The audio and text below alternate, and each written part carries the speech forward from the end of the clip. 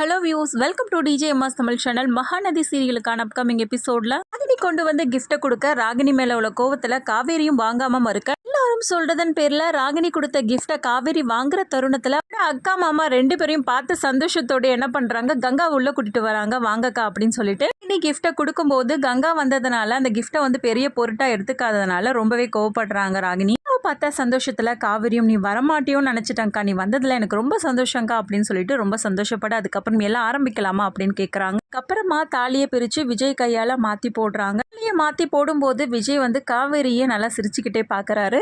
சந்தோஷ முகத்தோட விஜயை பார்க்க இதை பார்த்த ராகினி வந்து பயங்கர கடுப்படைகிறாங்க. எப்போதும் போல காவேரியோட குடும்பத்தை பசுபதி வந்து அசிங்கப்படுத்துற மாதிரி பேச காவேரிக்கு மட்டும் இல்லாம கங்கா அவங்க குடும்பத்துல உள்ளவங்க எல்லாருக்குமே வந்து கோபம் எழும்புது. கங்காவும் எதிர்த்து கேள்வி கேட்க விஜயும் காவேரிக்கு ஆதரவா பேச ராகினி, பசுபதி, அன்பரசு இவங்க எல்லாருமே ரொம்பவே எரிச்சல் அடைகிறாங்க.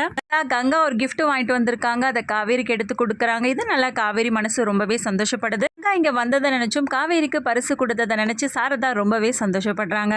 எல்லாருமே இருந்து சாப்பிட்டு போகணும் அப்படின்னு சொல்றாங்க. வந்து மறுக்கிறாங்க, பரவாயில்ல இருக்கட்டும், நான் கிளம்புறேன், கடைக்கு போகணும் அப்படின்னு. இவ்வளவு தூரம் எனக்காக வந்தல்ல, நீ கண்டிப்பா நீ சாப்பிட்டுட்டு தான் இங்க இருந்து கிளம்பணும் அப்படின்னு சொல்லிட்டு ரொம்பவே கம்பல் பண்றாங்க கங்காவை. பிரச்சனைகள் அங்க நடந்ததுனால கங்கா மற்றும் அவங்க குடும்பத்துல உள்ளவங்களுக்கு சில மனக்கசப்பு ஏற்படுது. எப்படியோ அதை சரி பண்ணாலும் வீட்டுக்கு வந்ததுக்கு அப்புறமா அதை பத்தி பேச ஆரம்பிக்கிறாங்க. வந்த கங்கா, எனக்கு அப்பவே தெரியும் இந்த பசுபதி வரும்போது ஏதோ ஒரு பிரச்சனை இழுத்துக்கிட்டு தான் வருவான் அப்படின்னு சொல்லிட்டு மாதிரி பிரச்சனையும் பண்ணிட்டா. இதுக்கப்புறம் இந்த வீட்டுல ராகினி வந்ததுக்கு அப்புறம் என்ன மாதிரியான பிரச்சனை நடக்குமே ஒண்ணுமே புரியலையே அப்படின்னு சொல்லிட்டு அதை நினைச்சு ரொம்பவே புலம்பி போறாங்க. ஒரு பக்கம் யமுனா காலேஜுக்கு போற தருணத்துல நிவினை மீட் பண்ணி பேசுறாங்க. அந்த சமயத்துல காவேரி அக்காவுக்கு தாலி பேருக்கு ஃபங்க்ஷன் நடந்ததை பத்தியும் அங்க பசுபதி ராகினி ரெண்டு பேரும் வந்திருந்தாங்க, இந்த மாதிரியான பிரச்சனை நடந்ததை பத்தியும் வந்து பேச ஆரம்பிக்கிறாங்க. இதை கேட்ட நிவினும் ரொம்பவே குழப்பம் அடைகிறாரு. அவங்களோட கல்யாணம் வந்து அக்ரிமெண்ட் கல்யாணம் தானே, அப்புறம் எதுக்காக இந்த மாதிரி ஒரு ஃபங்க்ஷன்லாம் வைக்கிறாங்க அப்படின்னு சொல்லிட்டு யோசிக்க ஆரம்பிக்கிறாங்க. உடனே நிவினை பார்த்த யமுனா, ஹலோ என்னாச்சு, ஏன் ஒரு மாதிரி ஆயிட்டீங்க அப்படின்னு சொல்லிட்டு கேட்க, ஒன்னும் இல்லை யமுனா அப்படின்னு சொல்லிட்டு சமாளிக்க ஆரம்பிக்கிறாங்க.